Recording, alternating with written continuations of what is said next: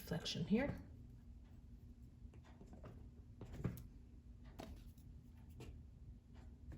And what goes up must come down.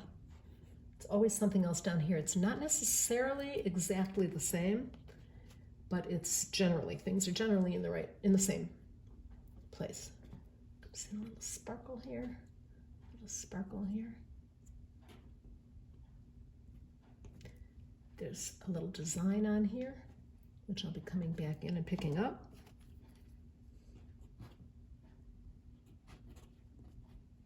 I'm not trying to get into too much detail here, although you can. There's not a thing wrong with doing that, but I like to just suggest it, at least in this piece.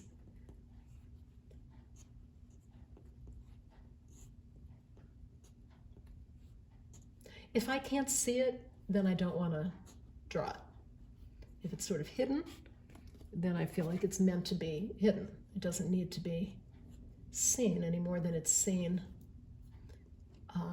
with the naked eye.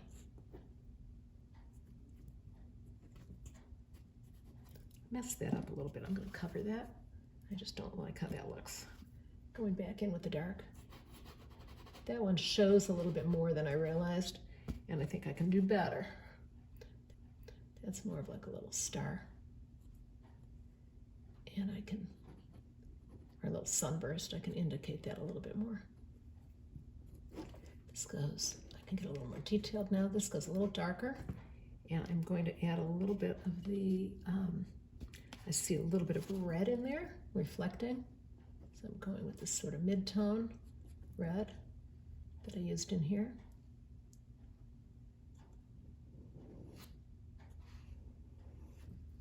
Soon I'm going to be doing that background and really make these pop out the way they should. Let's see, this blue I can smear down a little bit and then add that highlight again.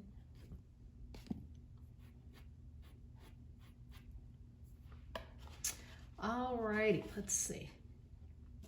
Back over here, I'm going to come back in with the dark, dark red, reestablish some of the darks down in here. Clean that up a little bit.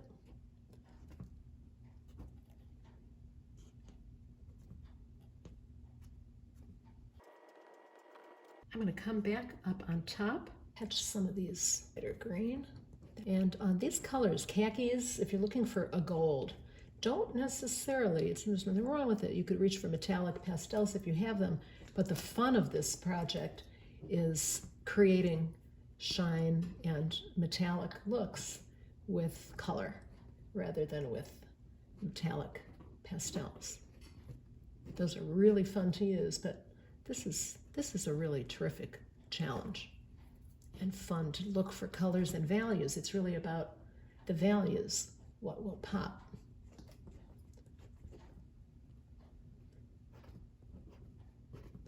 Against the background. If it's a dark color you're working on, then something light pops. Vice versa, if you're working on a light piece like that, you need something dark to help it pop. And again, I'm just trying to get the feel for these designs on here. You can be very literal with it if you want, but I'm choosing to go a little looser. This is a big soft chunk of Terry Ludwig, and while it's challenging because it's such a thick chunk, if I keep it clean and try to catch a little corner, I can make a dot or two just for sparkle. There's a whole bunch of design over here that I'm missing. A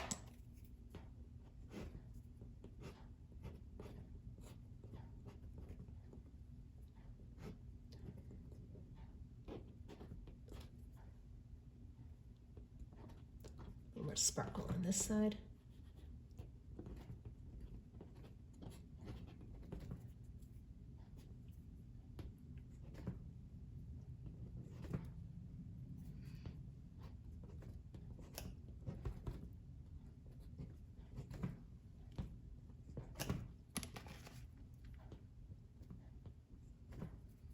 These little sparkles, I think, are very important. They really tell the story of that the shine and the decoration. And so be sure to, use these sparkles sparingly, first of all. And be sure to use a really, really soft pastel when you lay down these sparkles, because you want to just make a dot and leave it.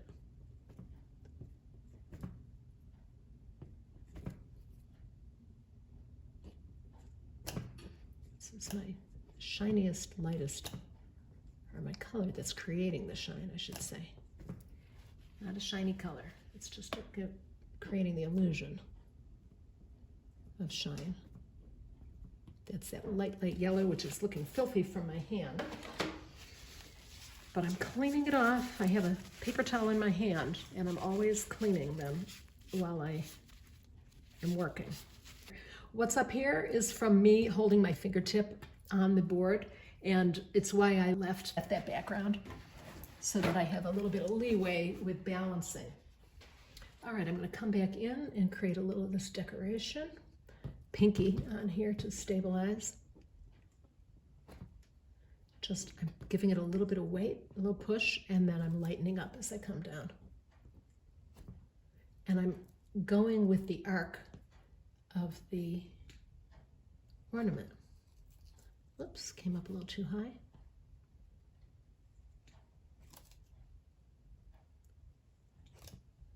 Whatever it takes to create that trompe-l'oeil, fool the eye illusion of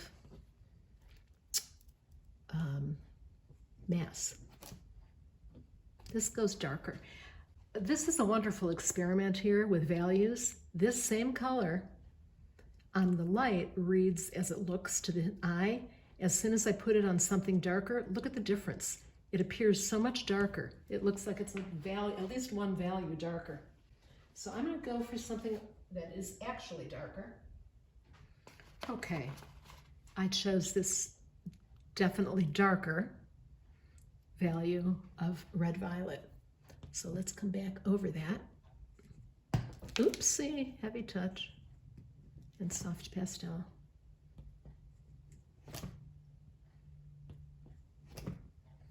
Anything to make it feel like it's turning in space. This is an important illusion to fool the eye.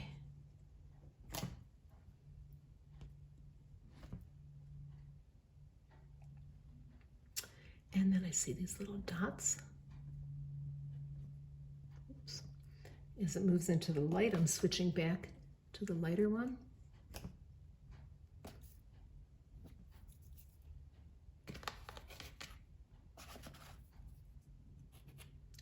Cleaning that little one up.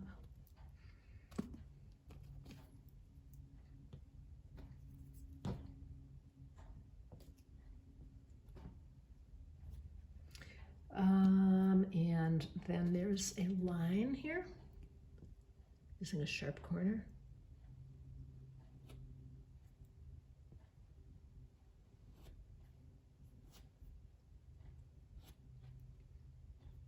That's not great, but it's good enough.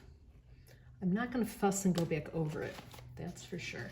It has a darker reflection on it, and I'm going to use a combination of that and this darker color that I used up here, just to try to go dark in here. And then I'm coming back with a light color that I'm going to be using in my background. That's actually reflecting something from the background, I believe.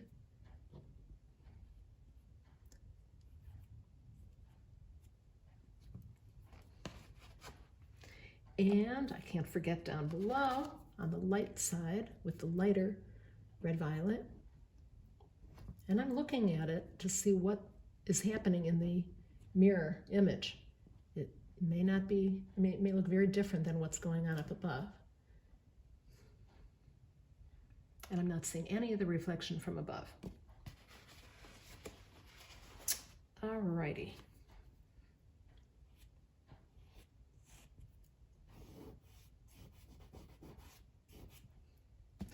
let's clean this up now by coming in with the background for starters. So I have two colors that I chose. Sort of a blue-gray and a light, that's actually a very, very light blue-green. And white just screamed out way too much. And I see that background in the photo as being, having a little green in it, just like the edge of the mirror. And I thought it would tie in well. I haven't gotten to that yet, but I'm going to start with a little bit of this darker background color.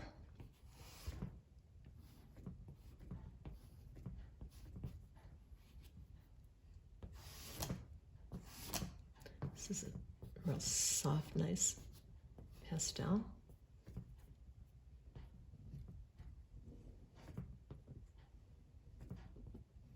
Just carving. And I'm actually going to come back in with that pretty green that I've been using. They tie nicely together, and I think this background needs a little depth, needs something else. So I'm just going to skim this in.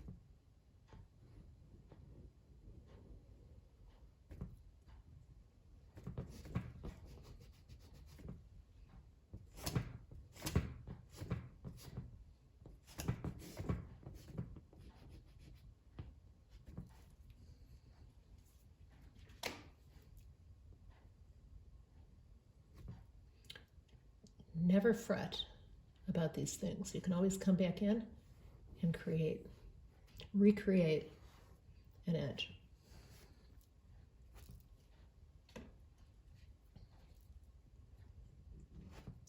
Especially if you didn't fill up your tooth. That's the way to give yourself a little insurance policy.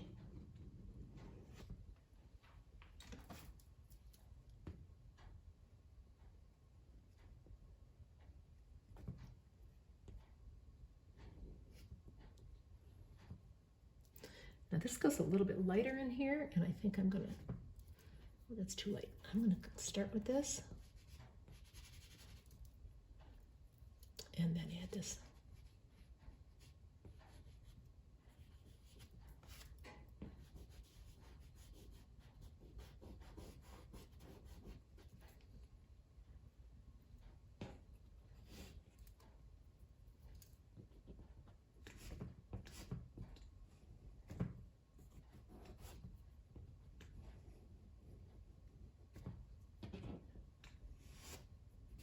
Soft edge.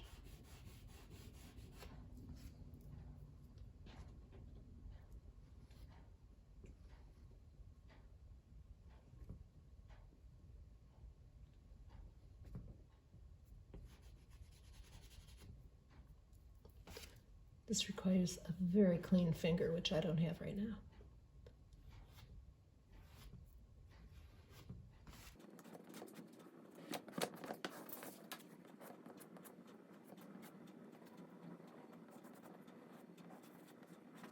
I'm going to come in here with a clean sponge and try to get that soft. It's not so easy to get in that small space with my finger, but maybe with the corner of the sponge I can, and then then I can come back in and clean it up.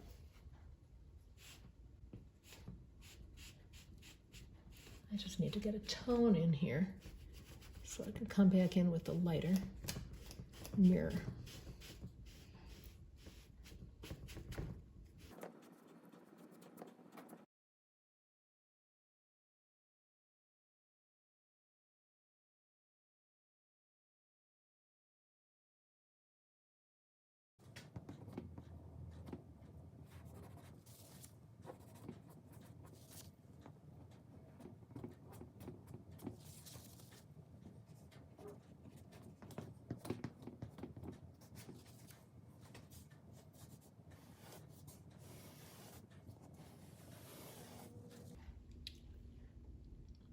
deeper value.